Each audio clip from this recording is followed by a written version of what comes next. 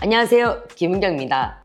요즘 워낙 피트니스 시장 경쟁이 과열되어서인지 플라잉 요가나 필라테스 강사님들이 이 번지 피트니스 자격증을 취득하러 많이 오세요.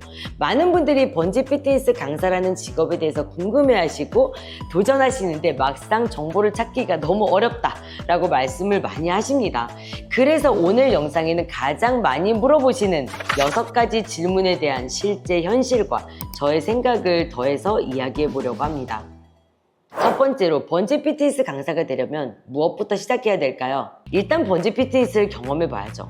일반 수업을 최대한 할 수 있는, 정말 최대한 많이 경험해 보라고 말씀드려요. 그래야 번지라는 장비를 이렇게 쓰는 거구나 하거든요. 번지 수업이 그룹으로 이루어지다 보니까 변수가 정말 많습니다.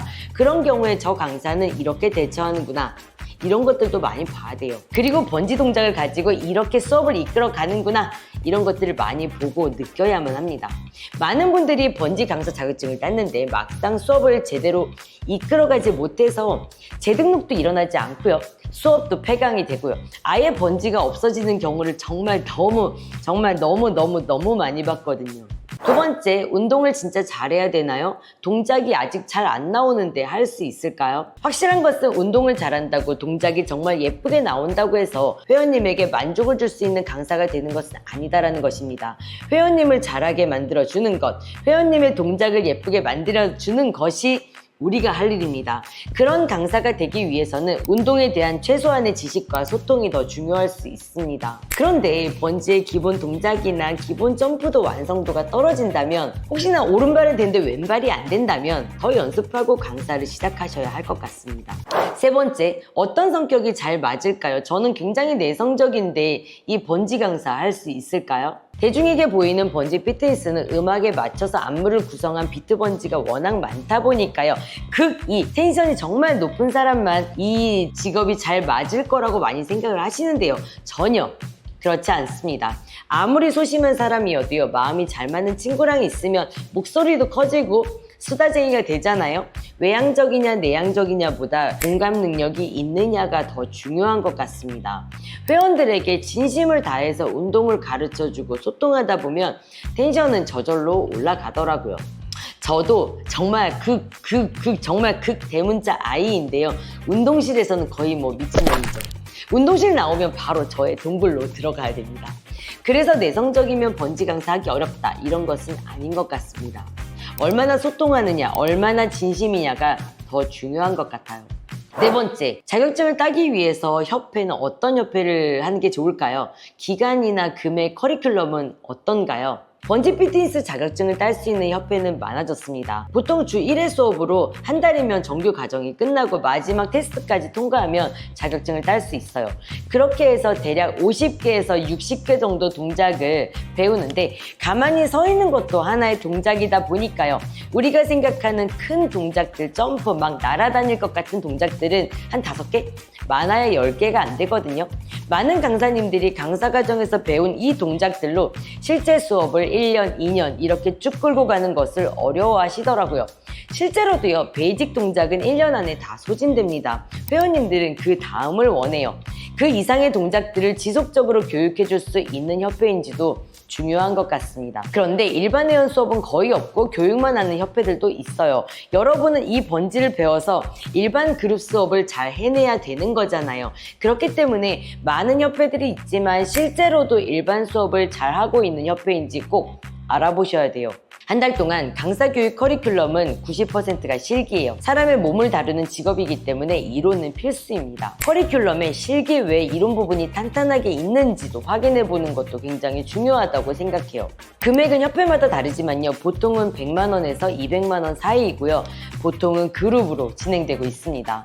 정규 수업은 주 1회인데요. 연습량이 정말 중요해요. 정규 수업 외에 일반 수업을 얼마나 수강할 수 있는지, 연습할 수 있는 공간은 있는지 꼼꼼하게 체크하셔야 이 강사 과정에서 들인 여러분의 시간과 돈이 아깝지 않으실 겁니다. 5번째, 이론 공부 꼭 해야 되나요?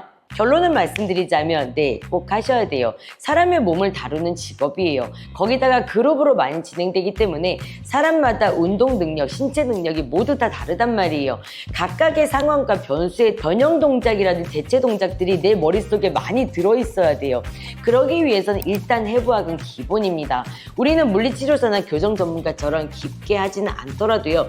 여러분의 회원님들을 다치지 않게 하기 위해서 여러분의 스킬을 잘 전달하기 위한 정도는 알고 있어야 됩니다. 처음부터 달달달 외우기는 어려워요. 주로 많이 쓰는 뼈나 근육을 위주로 차근차근 해 나가시면 됩니다. 아직은 번지 피트니스 강사의 수가 정말 적기 때문에요.